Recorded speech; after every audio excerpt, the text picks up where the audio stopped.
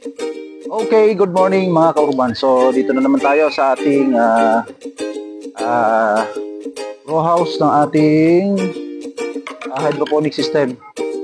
So, ngayon ay mag-harvest na tayo ngayon ng ating mga tanim. So, ito na. So, goods na yung size niya. Kaya kailangan na nating i-harvest. Yan. Doon po sa mga gusto umabol na gusto ng lettuce, punta lang po kayo dito sa school para makakuha kayo ng harvest natin.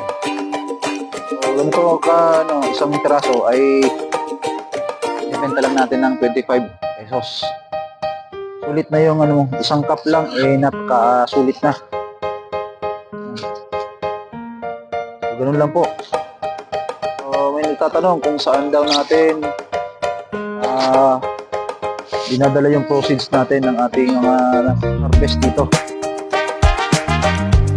So, syempre, ito na yung nagiging income generating project ng ating school.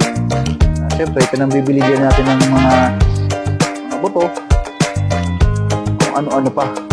May mga projects na rin ako mga ginagawa para tayo makikita pa may bagong project ginagawa natin dito. Siyempre, dun din sa feeding program natin na bibigay tayo sa feeding para makakain din yung mga bata ng fresh lettuce.